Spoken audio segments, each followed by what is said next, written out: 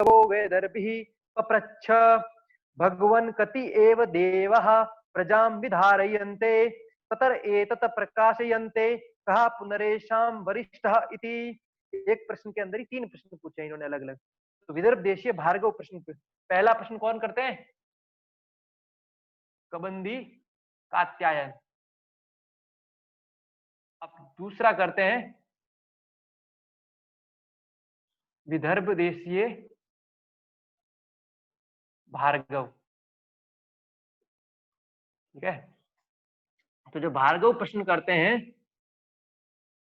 ये बहुत उत्तम प्रश्न कर रहे हैं। ये प्रश्न कर रहे हैं, हे महर्षि पिप्पलाद, हे भगवान, प्रजा धारण करने वाले देवताओं की संख्या कितनी है? उनमें से कौन देवता इसे प्रकाशित करते हैं तथा उनमें से वरिष्ठ कौन है?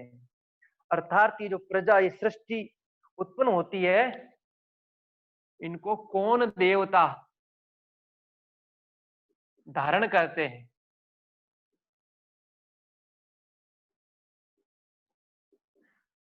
धारण करना मीन्स क्या कहेंगे? धारण को कौन इसे संभाल रहे हैं? कौन, जैसे दूध किस में लेंगे? कोई न कोई बर्तन चाहिए, कोई न कोई आश्रय चाहिए। तो इस सृष्टि का आश्रय क्या है? या फिर कौन देवता इस प्रजा को धारण करते हैं? प्रजा को कौन देवता, फिर इस प्रजा को प्रकाशित कौन कर रहा है? प्रकाशित कौन देवता कर रहे हैं? और फिर सबसे वरिष्ठ देवता कौन है? सबसे वरिष्ठ देवता कौन है? ये 3 प्रश्न एक साथ कर रहे हैं। कौन देवता धारण कर रहे हैं, प्रजा को प्रकाशित कौन कर रहे हैं, और वरिष्ठ देवता कौन है? ठीक है, उसका उत्तर देते हुए, इस शरीर को धारण किसने कर रखा है?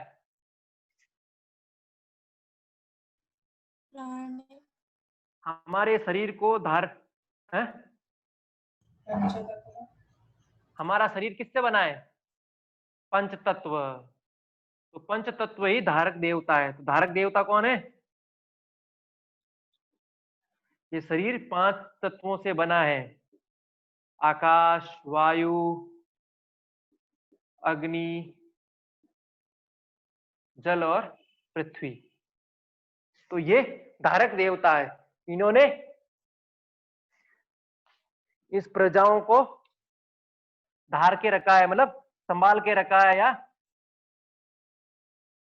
इसको आश्रय दे रखा है। तो प्रजा किसके आलंबन में है? किसने इस प्रजा को, कौन देवता ने धारण कर रखा? तो 5 देवता है, पंच तत्वों ने इस प्रजा को धारित कर रखा है, धारण कर रखा है। फिर दूसरा प्रश्न है, प्रजा को प्रकाशित कौन करता है? तो प्रजा किसके माध्यम से देखती करती है सब? ज्ञानेन्द्रिय, कर्मेंद्रिय, इंद्रिय नहीं, कर्मेंद्रिय देखने वाली नहीं है, ज्ञानेन्द्रिय। ज्ञानेन्द्रिय और मन, ज्ञानेन्द्रिय और मन। ठीक है, कर्मेंद्रियां ज्ञानेन्द्रियों के माध्यम से ही काम करती है। तो प्रजा के प्रकाशक देवता कौन है? ज्ञानेन्द्रियां और मन। ठीक है, इंद्रियां और मन कह सकते हो। ठीक है, तो प्रकाशक देवता कौन है? इंद्रियां और मन के माध्यम से ये प्रजा प्रकाशित होती है। ठीक है, अब इनके प्रकाशक कौन है? इनको प्रकाशित कौन करता है? इनको धारण किसने कर रखा है? ब्रह्म, आत्मा, प्राण, बिना प्राण, हाँ प्राण, प्राण, हाँ बिना, हाँ शरीर में प्राण नहीं रहेगा, शरीर किसी काम का नहीं, सड़ने लग जाएगा। तो इन सब का धारक देवता प्राण। और जब प्राण नहीं रहेगा तो इंद्रियां और मन कैसे देखेगी, कैसे करेगी? तो धारक और प्रकाशक दोनों कौन है? प्राण। तो सबका धारक,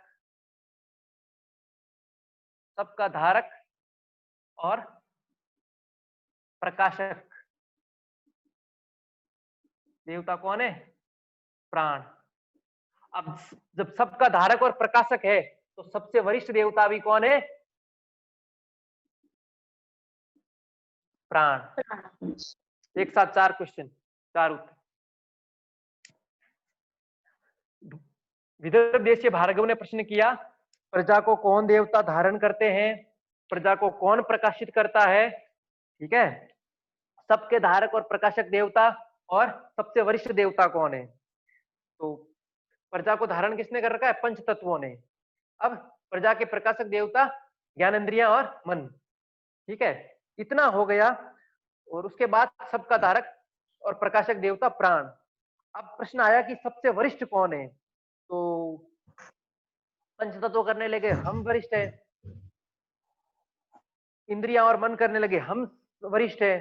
प्राण तब तक चुप रहा। ठीक है, तब ये आपस में कर रहे थे अपने अपनी। तो प्राण क्या क्या उत्क्रमित हो गया, शरीर छोड़ के जाने लगा। तो ज्यों ही प्राण जाने लगा, सब के सब एक साथ होकर जाने लगे। तो फिर सबने कहा आप ही वरिष्ठ है, आप ही हम सबके प्रकाशक देवता है। इस प्रकार प्राण की वरिष्ठता सिद्ध होती है। इस प्रश्न उत्तर में कहानी के माध्यम से उपनिषद में महर्षि पिपलाद ने बताया, शरीर के भीतर सब चर्चा करते हैं कि वरिष्ठ कौन है। तो वरिष्ठता के इस क्रम में सब अपने आप को वरिष्ठ कहते हैं। प्राण तब तक चुप रहते हैं। और ज्यों ही जब सबकी चर्चा बंद होती है, तो प्राण शरीर को छोड़कर उत्क्रमित मतलब ऊपर की ओर निकलने लगते। और ज्यों ही प्राण निकलने लगते, सारे मन इंद्रियां सहित उनके साथ समेट के उनके साथ जाने लगती है। तब सब कहते हैं आप ही वरिष्ठ है, आप नहीं रहेंगे तो हमारा अस्तित्व ही नहीं रहेगा। इस प्रकार प्राण ही सबसे वरिष्ठ है। प्राण ही सबसे वरिष्ठ है। तो प्राण ही सबको प्रकाशित करता है, प्राण ने ही सबको धारण। पंच तत्वों को भी, क्यों प्राण नहीं रहेगा सड़ जाएगा। जल यदि गतिवान ना हो तो जल सड़ जाता है। ठीक है, अग्नि को ऊर्जा नहीं दोगे अर्जुन, अग्नि नहीं जल सकती। ठीक है, इसी प्रकार हमारे शरीर में प्राण नहीं रहने पर ही शरीर सड़ जाता है। चाहे कोई भी पेड़ हो, चाहे कोई पक्षी हो, जब प्राण ही नहीं है तो वो चीज स्वतः सड़ने लगती है। तो इसी प्रकार कहा गया है। इसीलिए हमने कहा चराचर जगत, चर और अचर सब में परमात्मा है। क्योंकि परमात्मा तत्व नहीं होता तो वो किसी की उपयोग की नहीं रहेगी। तो इस सर पहले प्रकार और प्राण दूसरे का सबसे आंसर वरिष्ठ, प्राण क्यों नहीं प्रजा आया? को प्रकाशित नहीं, धारण किसने कर रखा है। यदि पंच तत्व नहीं होगा तो प्राण धारण कैसे कर पाएगा। फिर प्राण अदृश्य रहेगा ना। मैंने पहले ही बोला, रही के बिना, जब रही रहेगी नहीं, ये पंच तत्व रहेंगे ही नहीं, तो हम किसके माध्यम से ये शरीर बनाएंगे। तो इस प्राण को भी मतलब जीवन को धारण करने वाले तो कौन है, पंच तत्व। लेकिन प्राण नहीं रहेंगे तो पंच तत्व का अस्तित्व ही नहीं रहेगा। तो सबका धारक कौन है, प्राण। इसी प्रकार ज्ञानेंद्रियां रहेगी, आंख रहती है, नाक रहता है, प्राण नहीं रहता, क्या सूंघ पाता है क्या, वो लाश ही रहती है। इसीलिए कहा गया है बिना पंच तत्व तो प्राण भी कहां रहेंगे। लेकिन बिना प्राण के पंच तत्व का कोई उपयोग नहीं है। इसलिए प्रजा को मतलब सृष्टि को धारण तो पंच तत्व ही करते हैं। ठीक है, लेकिन जब तक परमात्मा रूपी प्राण कह दो, पुरुष कह दो, वो नहीं रहेगा तो ये सृष्टि चल नहीं पाएगी, अर्थात इसके अंदर जीवन नहीं आ पाएगा। इसीलिए सबसे पहले कहा गया जीवनी शक्ति है, समष्टिगत जीवनी शक्ति है प्राण। ठीक, और पूछो भाई। हमारा जीवन है, ठीक है, जब आत्मा अर्थात प्राण आते हैं तभी हमारा जीवन संचालित होता है। और ज्यों ही प्राण चला जाता है, यही शरीर है 24 घंटे 48 घंटे में सड़ जाता है। यही आंखें देख नहीं पाती, यही नाक सूंघ नहीं पाता, यही जीभ टेस्ट नहीं कर पाती। ठीक है, अब प्राण अकेला है तो शरीर नहीं है तो प्राण क्या करेगा। प्राण दिख ही नहीं पाएगा तो प्राण कुछ कर ही नहीं सकता संसार में। और शरीर हो गया तो ये प्राण क्या करता है, प्रेरित करता है। और शरीर में रहते हुए खाता पीता सब कुछ करता है, कौन करता, प्राण करता है। लेकिन शरीर है तभी, शरीर के बिना कुछ नहीं।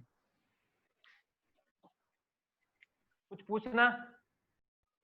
सर ये आत्मा और प्राण सेम है या थोड़ा बोलो। डिफरेंस है?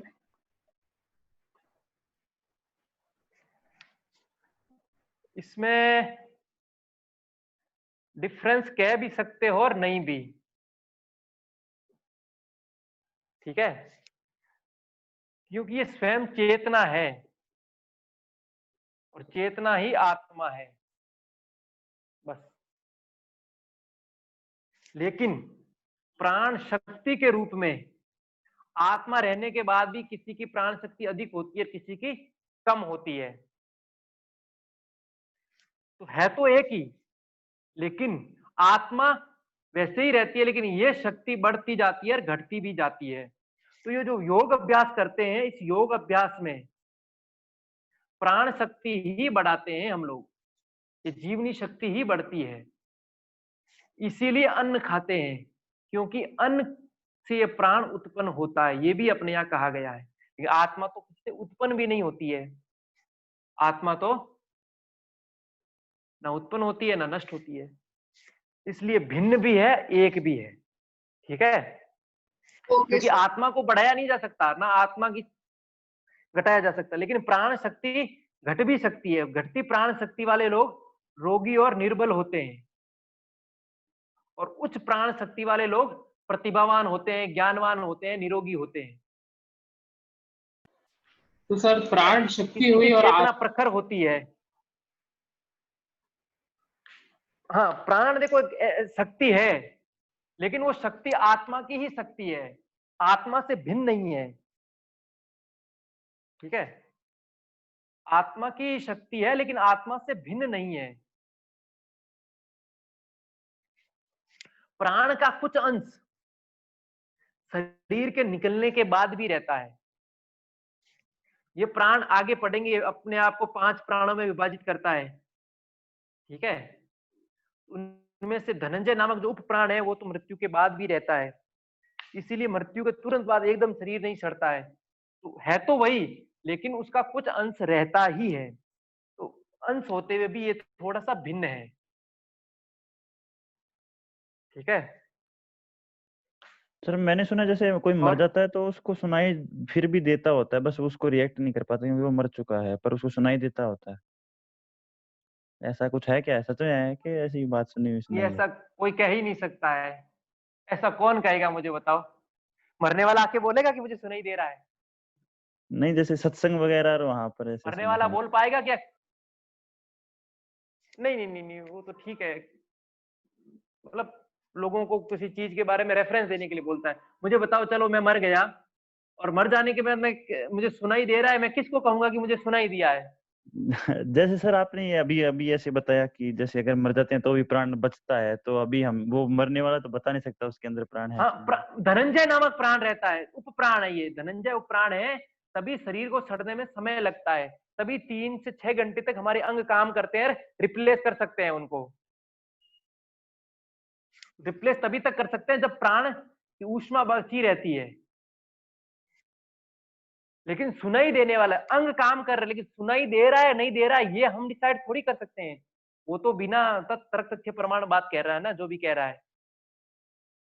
आंखें भी खुली रहती थी, वो ये बोलेंगे देख देख पिता भी होगा, पॉसिबल थोड़ी है, क्योंकि देखने और सुनने वाला कौन है? जो वो ही नहीं रहा तो सुनेगा कौन, बताओ? ठीक है। भाई, कान का कान कौन है? यही तो हाँ है। ठीक है। जब यही नहीं रहा, प्राण रहने से क्या होगा? तो रहने वाला जो है वो चला गया, तो उसके बाद क्या सुनना, क्या रहना? हाँ, और कुछ?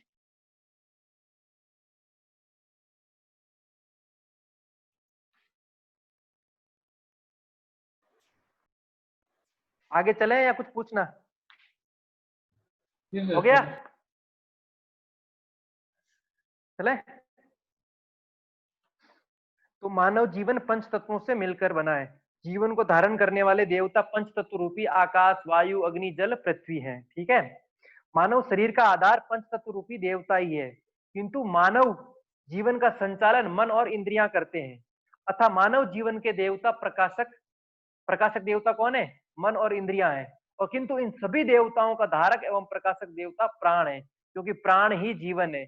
बिना प्राण के जीवन का कोई अस्तित्व नहीं है। अतः प्राण सबसे वरिष्ठ, सबसे श्रेष्ठ, सबका धारक और सबका प्रकाशक देवता, ये इसका सार है, ठीक है। अब आगे चलें। तीसरा प्रश्न कौशल्य अश्वलायन। पहला प्रश्न कौन पूछते हैं बताओ? पहला प्रश्न किसने कबंधी। पूछा? कबंधी। कबंधी कात्यायन। ठीक है। दूसरा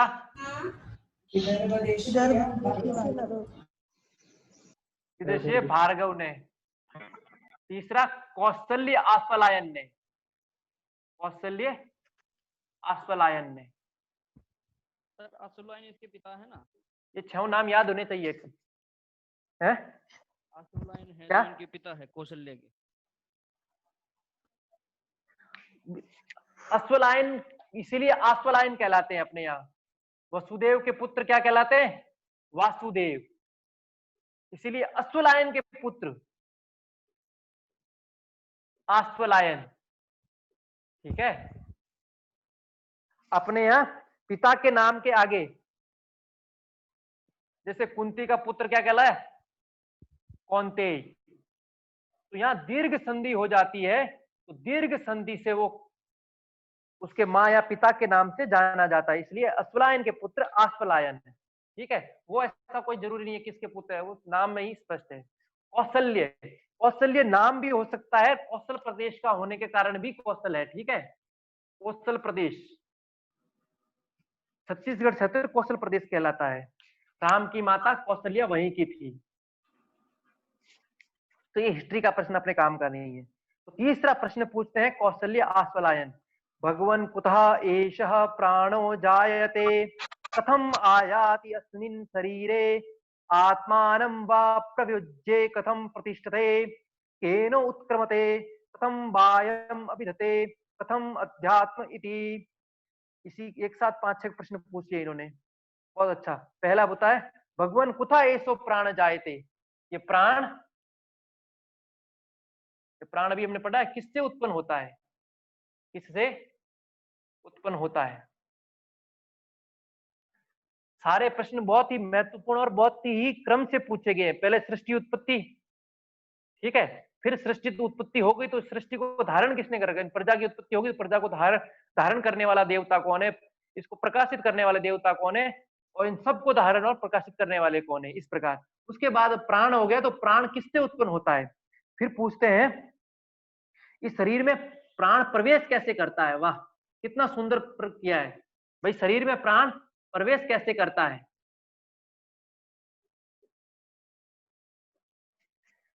कथम अस्मिन शरीरे कथम आयाति अस्मिन शरीरे, कैसे इस शरीर में आता है? आत्मानं व प्रविजय कथम प्रतिष्ठते। ठीक है। और ये आत्मानं व प्रविजय, आत्मा के साथ आता है या फिर विभाजित होकर शरीर में कैसे प्रविष्ट होता है? फिर पूछते हैं किस प्रकार शरीर से बाहर जाता है? अब ये शरीर से बाहर भी जाता तो किस प्रकार? शरीर से बाहर किस प्रकार जाता है?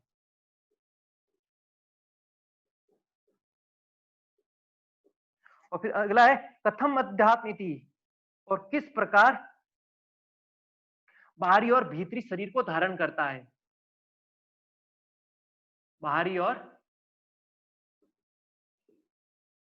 भीतरी को धारण करता है।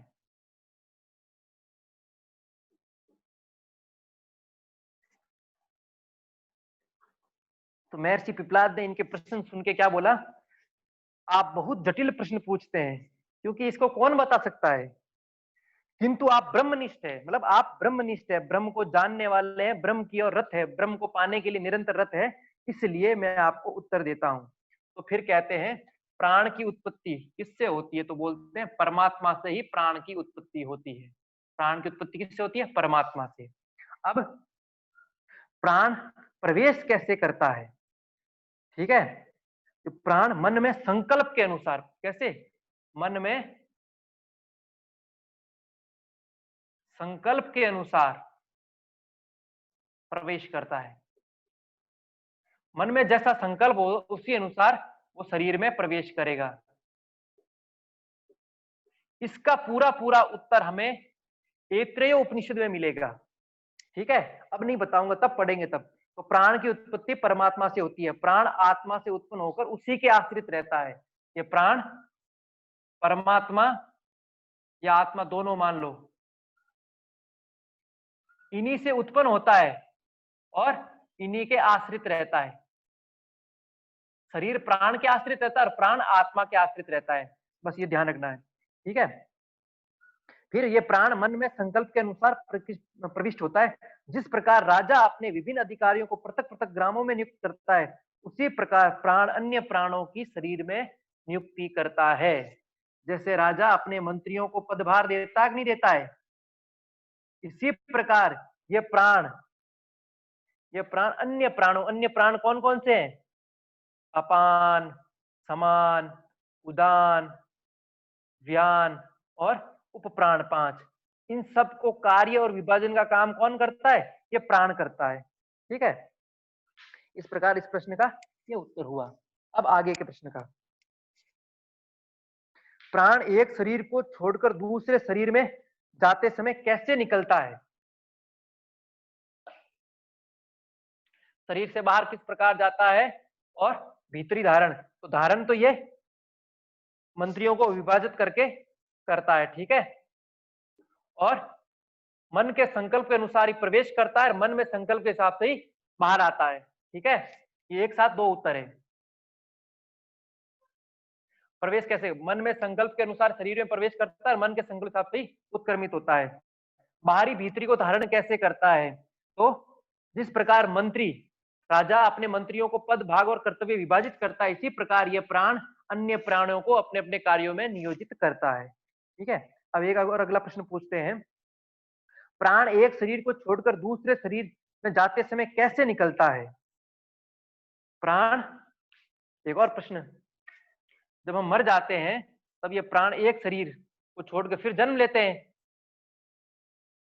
जन्म और मृत्यु। तो मृत्यु के समय शरीर छोड़कर कैसे निकलता है और एक शरीर को छोड़कर दूसरे में जाते समय कैसे निकलता है? मतलब तो मरते हैं तो ये प्राण कैसे निकल के कैसे निकलता है, उसका वर्णन करें। तो जब उदान अर्थात शरीर का तेज शांत हो जाता है, कौन सा प्राण शांत हो जाता है?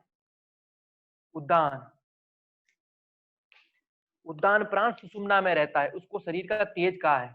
जब ये शांत हो जाता है तब ये प्राण शरीर छोड़ देता है और ऊर्ध्वगामी होकर और उत्क्रमित, इसलिए प्राण को हमेशा उत्क्रमित कहा है। ये ऊर्ध्वगामी होकर शरीर से बाहर आता है और उदान और ऊपर की ओर विचरता है। उदान सुषुम्ना में रहता है। ठीक है, जब ये शरीर इसका तेज शांत हो जाता है तो ये ऊपर की ओर ही निकलता है, अर्थात जब प्राण उत्क्रमित होता है या तो मुंह से निकलेगा या आंखों से निकलेगा, और योगियों का तो सहस्रार से निकलेगा। ठीक है, और निम्न कोटि का जीव गुदा मार्ग से निकल जाएगा। लेकिन इसमें कहा है जब तेज शांत हो जाता है तो ऊर्ध्व मार्ग से प्राण निकल जाता है। ये उदान पुण्य कर्मों द्वारा मनुष्य को पुण्य लोकों में, इस उपनिषद में कहा गया है, इस उदान में ही हमारे कर्म संस्कार रहते हैं, इस उदान में ही हमारे कर्म। तो ये उदान पुण्य कर्म जिसके हैं उसको पुण्य लोक में ले जाता है, और जिसके पाप कर्म है उसको पाप योनियों में ले जाता है, और जिसके पाप पुण्य मिश्रित कर्म है उसको वो मनुष्य शरीर में ले जाता है। बहुत ही महत्वपूर्ण। एक साथ 3 प्रश्न और है। ये उदान, पुण्य कर्म, पाप कर्म और पाप पुण्य मिश्रित कर्म, ये तो मनुष्य लोक में ले जाएगा, इसमें पुण्य लोक में ले जाएगा और इसमें पाप योनि में ले जाएगा। इस प्रकार ये उदान ही हमें ले जाता है कर्मों के अनुसार। जैसे कर्म रहेंगे वैसे कर्मों के अनुसार उदान हमें अगले जन्म में जीवन में ले जाता है। पुण्य कर्म है पुण्य लोकों में, पाप कर्म पाप योनि में, और पाप पुण्य मिश्रित कर्म है तो मनुष्य लोक। ठीक है, आत्मा प्राणी के हृदय में स्थित है। इस हृदय में 101 नाड़ियां हैं। 101 नाड़ी हमने कठोपनिषद में भी पढ़ी थी। हृदय में कितनी नाड़ियां बताई गई? कितनी बताई गई थी? 101। 101, इसमें भी 101। ठीक है, फिर इसमें क्या कहा गया? उन सभी नाड़ियों में प्रत्येक की 100 शाखाएं हैं, प्रत्येक की 100 शाखाएं, और उन सभी नाड़ियों की शाखाओं में भी प्रत्येक की 72,000 प्रति शाखाएं हैं। मतलब अनंत करोड़ों शाखाएं शरीर इन्होंने बताई है। 101 नाड़ियां हृदय में, ठीक है, और उनकी भी प्रत्येक की 100 101 इंटू 100 और फिर इंटू 72,000, मतलब कितनी हो गई देखो, अरबों नाड़ियां प्रति शाखाएं हैं। इस प्रकार ये तीसरा प्रश्न पूरा हुआ। इसमें कुछ पूछना, कुछ पूछना? प्राण किससे उत्पन्न होता है? परमात्मा से या आत्मा से, और इसी के आश्रित रहता है। प्रवेश कैसे करता है? मन में संकल्प के अनुसार शरीर में प्रवेश करता है। शरीर से बाहर कैसे आता है? मन में जो संकल्प होता है उसी हिसाब से। शरीर के बाहरी भीतरी शरीर को धारण कैसे करता है? तो 5 जिस प्रकार राजा मंत्रियों को बांटता है, उसी प्रकार प्राण ही पंच प्राणी अन्य उप प्राणों को शरीर में विभाजित कर देता है और कार्य भाग सौंप देता है। फिर जब ये एक शरीर से निकलकर दूसरे शरीर में जाता है तो बाहर कैसे निकलता है? तो ये जब उद्दान शांत हो जाता है तभी प्राण निकलता है। तब ये उद्दान में ही हमारे पाप पुण्य कर्म रहते हैं, तो पुण्य कर्मों से पुण्य लोक में जाते हैं, पाप कर्म से पाप योनि में, तो पाप पुण्य मिश्रित कर्मों से ये मनुष्य शरीर में ले जाता है उद्दान। ठीक है, ये तीसरा प्रश्न पूरा हुआ। कुछ पूछना इसमें? पाप पुण्य मिश्रित कर्म क्या होता है? हम लोग जो करते हैं कभी पाप कभी पुण्य, तो ये पाप पुण्य मिश्रित हो गए। महर्षि पतंजलि ने इसको शुक्ल कृष्ण कर्म कहा है। हम लोग केवल जीवन भर पाप नहीं करते, हम अच्छे कर्म भी करते हैं। किसी का भला करना अच्छा है, किसी का बुरा करना पाप है। किसी जीव को मारना, ठीक है, तो ये पाप आ गया। किसी को बिना मतलब बुरा बोल दिया तो भी पाप हो गया। जो पाप है वो इस तरह कर्तव्य कर्म नहीं किया, वो भी पाप है।